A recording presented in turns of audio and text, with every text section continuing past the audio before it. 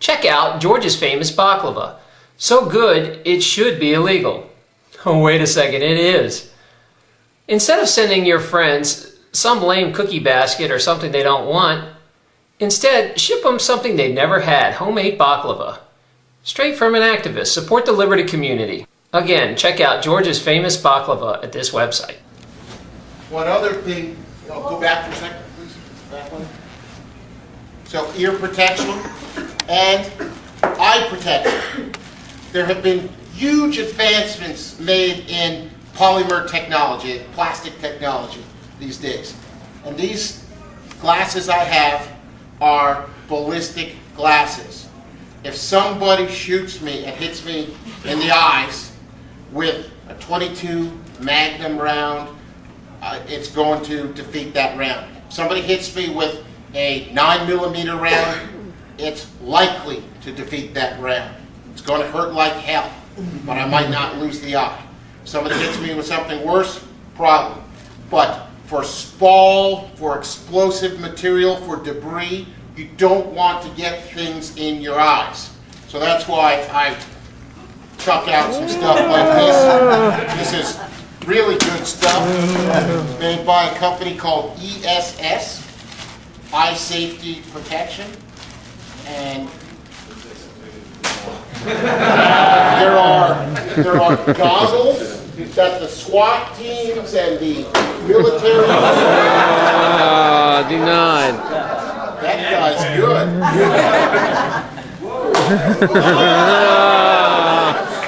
You suck. Oh, I'm sorry. This one is called the Ice 2X Narno. 2 complete eye shields enclosed. Authorized protective eyewear. Free safety. So, 2 fully assembled Ice Narrow shields. Wow, frameless designs. So this is mil spec. It's literally, you can buy, and everybody should invest in mil spec eye protection. You don't want to lose an eye. You don't want to lose an eye. And this stuff has been designed really to help save the soldiers' eyes from roadside bombs and ricochets and all that sort of thing. Oh, denied. Okay, next.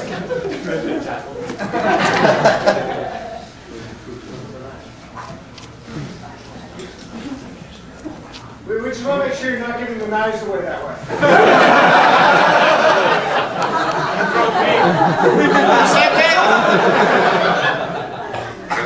Crystal will pay money for that. Oh. Okay, so the next thing is training. Get it. It's still legal.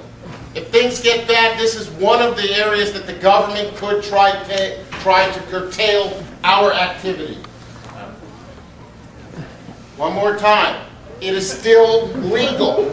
Get training. I'm a huge fan of the Appleseed Project. If you're not aware of it, go meet the people out there, sign up, and get out there and learn how to become a rifleman. And it's cheap. It's a cheap way to really gather, and hone skills that could save your life or the life of your family, friends, or loved ones. Go to a real gunfighting school as well. There are some amazing academies out there, such as the Gunsight Academy out in Arizona, the Smith & Wesson Academy down in Massachusetts, and we are very lucky here in New Hampshire. We have the SIG Academy right over in Exeter. There are a few other great places around the country. Lethal Force Institute, Frontside I've heard some pretty good things about. These are much more expensive, but they have carbine classes, they have long-range classes. I recently went to something called the Precision Rifle Workshop out in Wyoming on a military base. We are shooting targets out at 1,200 yards. I can now project my will at 1,200 yards with my 300 Win Mag in a 27-mile-an-hour wind.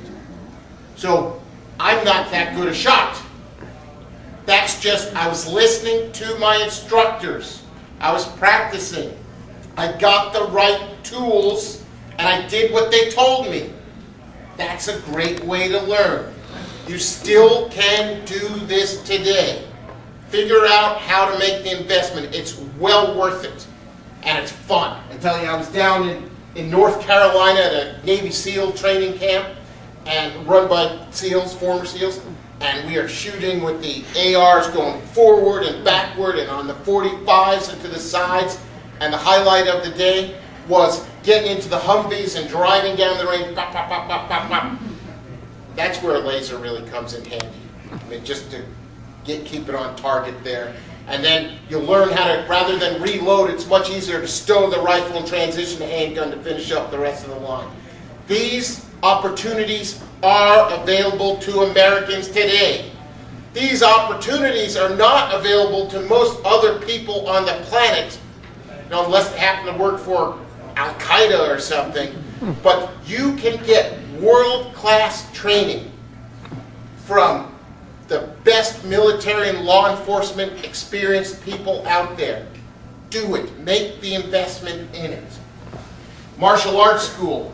I've been doing that my entire career, or life, I guess. My family, friends. It just helps, not just for the physical fitness aspect of martial arts, but also for the confidence. When people have spoken, psychologists and law enforcement folks have analyzed predatorial behavior by criminals. And they've done this by sitting on second-story windows with a bunch of crooks and just looked at the people passing by. And the crooks would say, I'd take that one, and that one. And why? Because the people were oblivious, they looked nervous, they were afraid or scared, or they looked lost or stupid. And when you get this training, when you practice, you get the confidence, you don't walk like that. So you can be a 5'2" skinny woman with a limp, but if you are proud and capable and you reflect that in your demeanor, the predators are more likely not to attack you. And that's what we want. None of us wants to be in a fight. And the ability to dissuade that predator, that bad person, from addressing you is what we want. Knife fighting schools. These are painful. But they are. Yes, they are. But they are amazing. And most people, how's it go, Tony? The guy with the knife versus the guy with the gun, 21 feet? Yeah, tool or drill. Right. So a person with a knife can typically injure, maim, or kill a person with a holstered sidearm if the person with the knife is within a 21-foot diameter. Meaning from a go, so the person realizes that there's a threat coming, says, uh-oh, takes his position, reacts, goes for his sidearm or her sidearm, presents, and engages the target. The bad guy with the knife might be there already. Sometimes it's faster to just have a knife, or just it's good to know how to knife fight.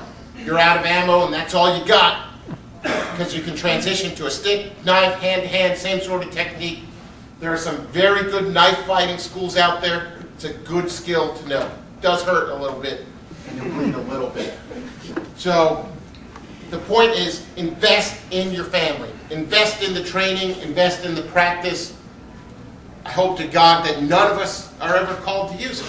But I would rather have made these investments, paid for this, spent the time, and never had to have needed them, than to be in dire straits and really require the use of these skills and tools and not have them.